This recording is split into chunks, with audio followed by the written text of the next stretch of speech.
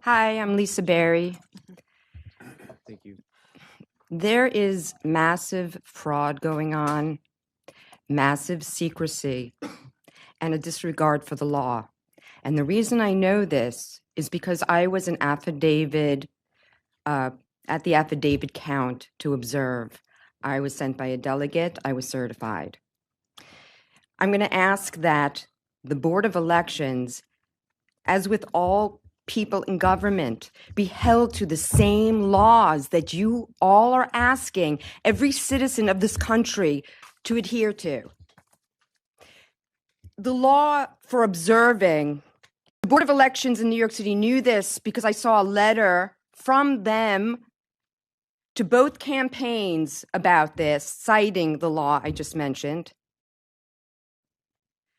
And further, there's the law 8-500 that also talks about an observer being allowed in completely, particularly if you're certified and a representative sent you, a delegate in my case.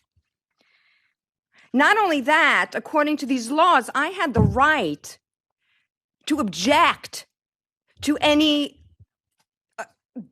disregard or any vote being thrown out. I could have objected to 1 or 100,000. I had that right.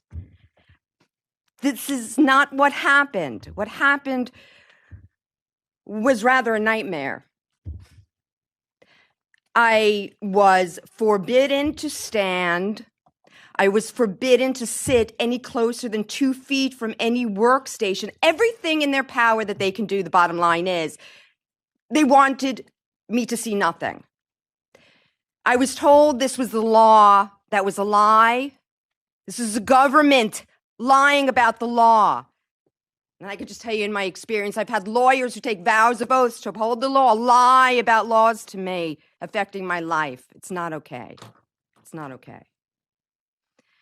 It got so bad that, although it was a small room, we're talking about the Varick Street office, small room, nothing was roped off or everything looked the same, but I wouldn't adhere to what they were asking me to do unless they could show me the law because I knew my rights. They said they would. They never showed me the law because there was no law of what they were saying. At one point, I was on one part of the room. I was never told not to be there. I was threatened twice by the clerk. The security guard was summoned. I mean, do I look threatening? The security guard actually held his arms out when I tried to go past him and said, "You're not going anywhere."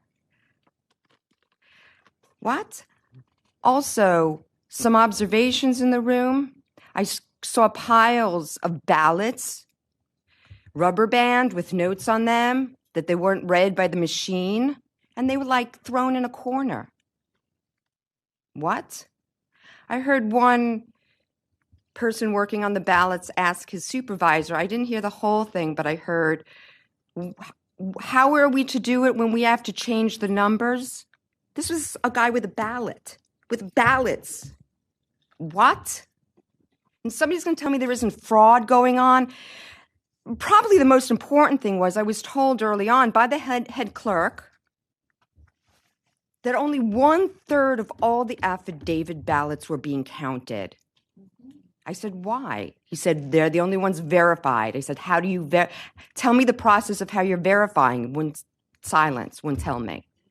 On top of that, there was a whole room that this was going on in. The observers call it the purging room, and it was going on in every single location in every borough. And none of us, we were forbidden entry into this room. The law says I can go in there. And the law says that I could have said, no, I object to you throwing this ballot out. There's no basis for it. So much secrecy, a security guard had to come up. And the next day when I went, I was literally blacklisted. They tried to prevent me from going in at all. What got me in the first day, my certificate, wouldn't get me in the second day.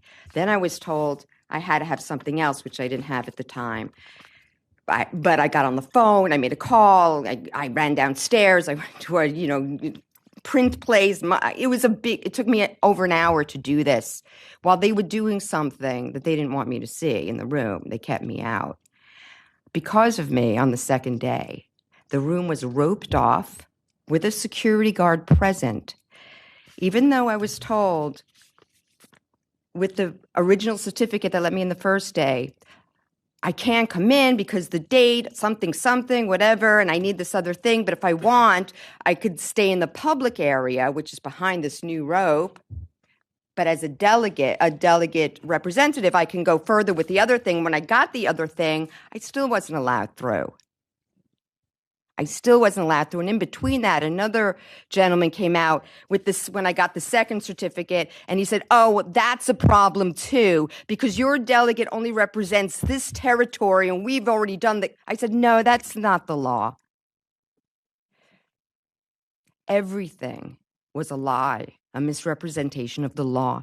And I'm not just telling you this story because, I got horrible treatment, which I did, and it needs to be noted. But this is like a metaphor for what's going on, not only in the city. I spoke to face-to-face with the lawyers who's got the lawsuit going on about this primary and this voter suppression going on massively. It's bad in the city, but what you don't hear is that it's equally bad in the entire state of New York. Albany's had massive voter suppression, and I don't know if this is exact, but I think he said 3 million people in the state. I'm not talking independents now. I'm talking about longtime Democrats, lifetime Democrats who all of a sudden their party was changed. They were taken off. 3 million lifetime committed Democrats. I'm going to leave you with two things. Number one, following other states, New York has got to decertify this primary and must take a revote.